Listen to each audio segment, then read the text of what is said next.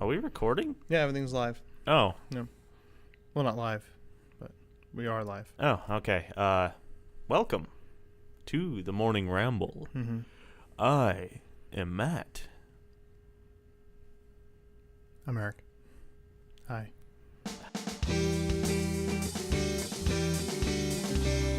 Can we screw this up every week? I don't know. I don't know. Either way, for just a couple of housekeeping things in the beginning. Mm-hmm. I said housekeeping, kind of weird. Keeping. First off, for those of you waiting for our full SpongeBob cover, It's coming. that should be coming out next week. Mm-hmm. Secondly, we probably won't have a podcast next week, But you'll have that cool video. but you will have that cool video, hopefully. If time permits, then we will be doing that. Yep. Okay, so first story for today that we are going over. All right, what do we got? Binge drinking study. Highest percentages in the U.S., I'm assuming per capita and know, stuff like that. So the first one is Kapaa, Hawaii. I'm okay, pretty so sure these are highest cities with the highest amount of binge drinking? Yes. Is that it? Okay. Hawaii, that doesn't surprise me. Hmm. Key West, Florida, that one really doesn't surprise me. Those two? Nope. 3, Lincoln, Nebraska. That one surprises me. Well, What else are you going to do in Nebraska? It's depressing. And number 4, Lackawanna, Luzerne, and Wyoming counties, Pennsylvania. I'm guessing most of that happens in Bloomsburg. But No, Bloomsburg is in Columbia. Okay. So Columbia is not on there, which is that surprises me. Yeah. I was very surprised by that. Yeah. Well, just the fact that Pennsylvania is even on that list is pretty sad. Does that mean we're a depressing state? Yeah. There's not much to do, so we just drink. And our economy has been kind of semi-stagnant for a while. Yeah. And that's partially the reason. Mm-hmm. I'm not sure. It might just be boredom, or it might be families that, stayed in this area, kind of never left, and, if the parents drink, generally the kids drink, and stuff like that. But I have bad news for you viewers. The Mars Opportunity rover is officially declared dead. It stopped. First off, a moment of silence. Man, I haven't felt lost this poignant since Harambe. So it's gone then, right? Like the battery's dead? Or? Yes. Okay. Yes. All right. So I've got a little article from NPR. I'm going to give you the main points here. So it was a 6-wheeled rover on Mars. It lost power in a dust storm last June.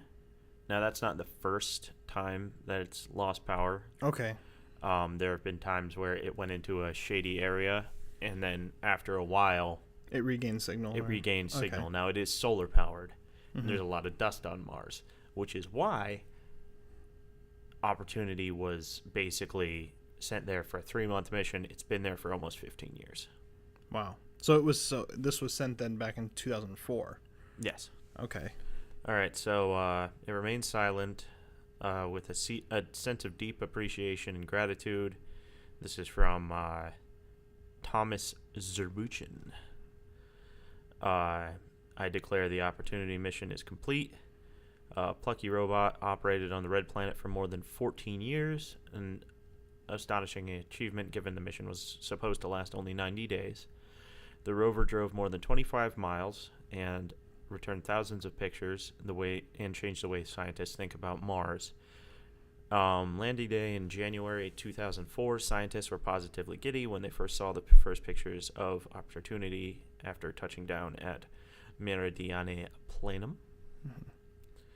I will attempt no science analysis because it looks like nothing I've ever seen before in my life, rover principal investigator Stephen Squires said during a news conference at JPL shortly after landing. We knew going into this at a fine scale the texture of the Meridiani Planum was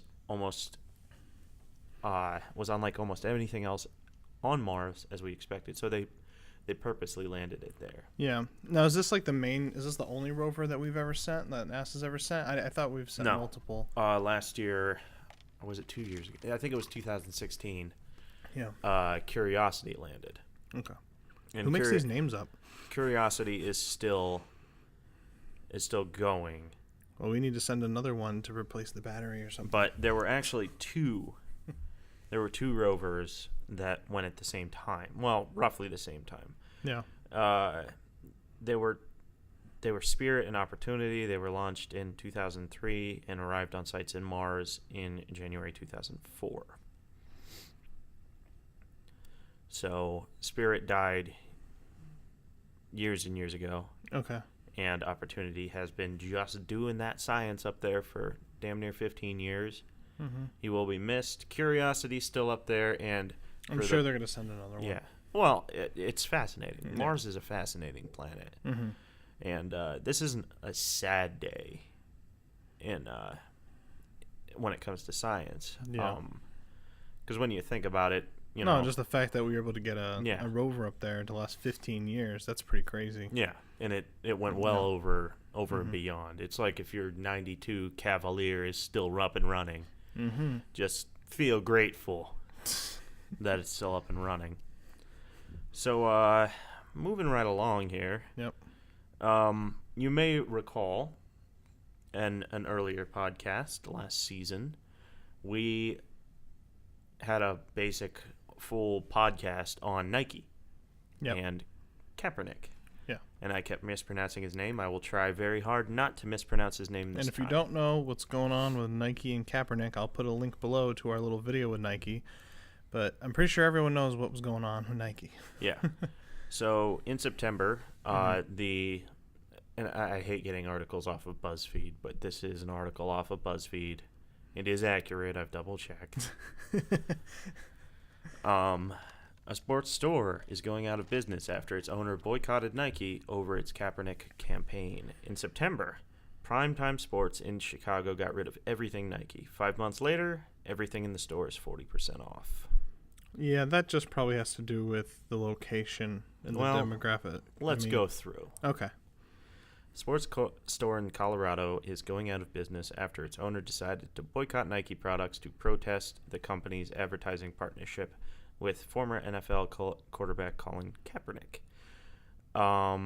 Just 5 months after Stephen Martin touted that he was taking a stand against Nike, hanging all Nike half-price posters in the windows of his Primetime Sports store in a mall in Colorado Springs, the owner announced that he could no longer afford to stay open.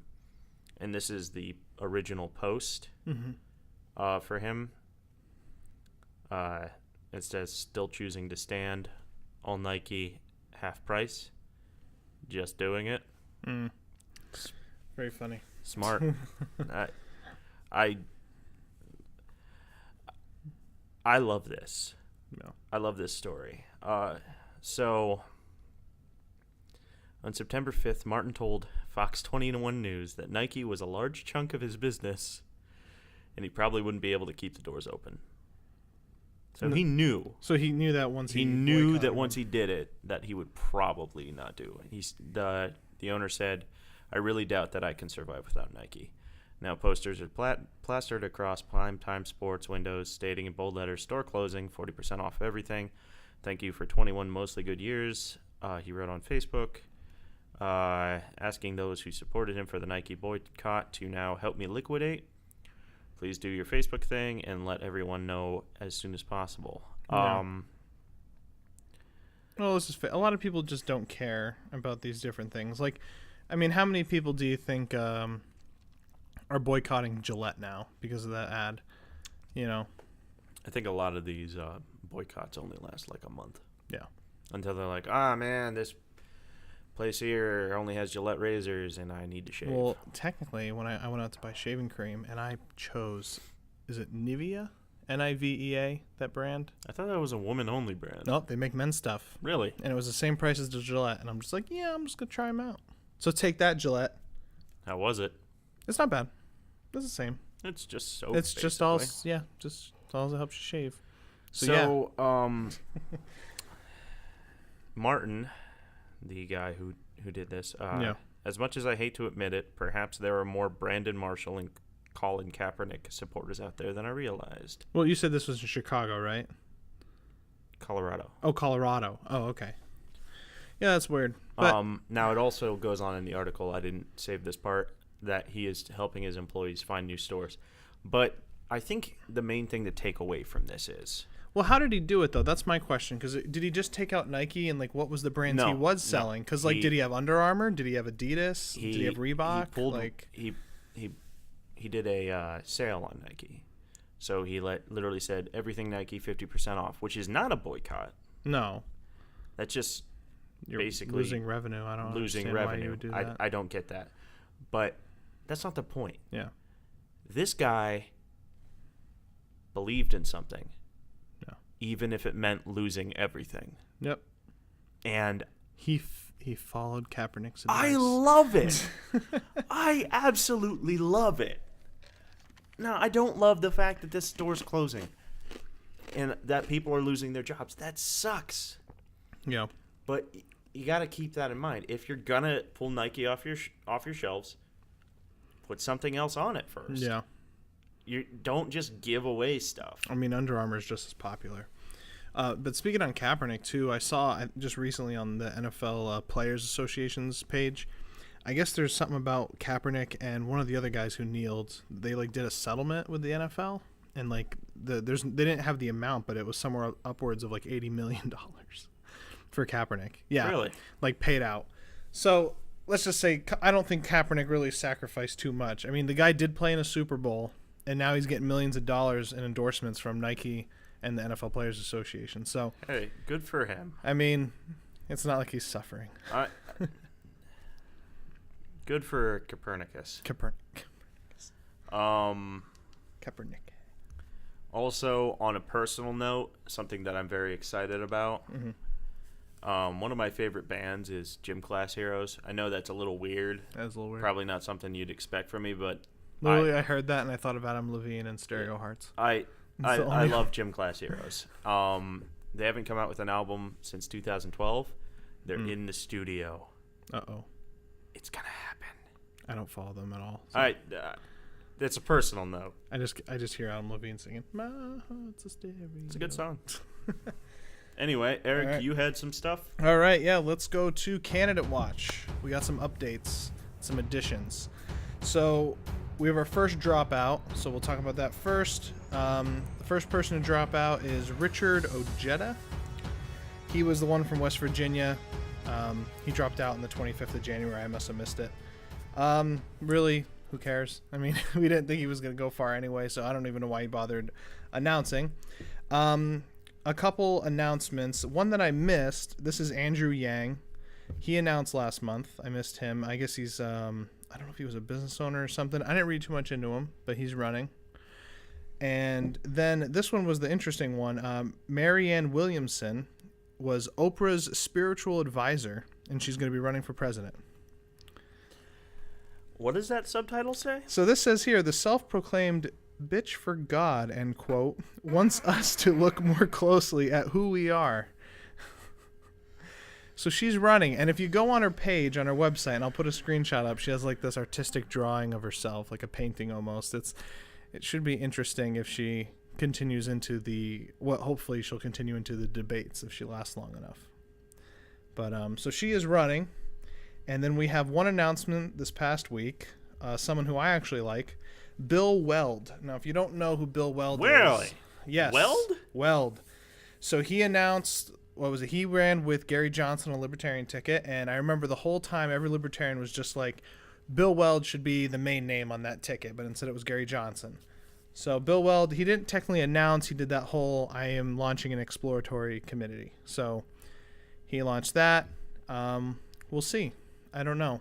Is this the year for is next year the year for a third party? I don't think so, but you know, there have been gains in third parties. I'm very open to the idea of more than a two-party system. I think as a country we need to get our mind out of the whole, if I vote for Bill Weld, I'm voting for the Democratic ticket because I'm not voting for Trump. Like that type of mentality. Because that's if all of us would get out of that mindset, I think we'd have a more realistic election.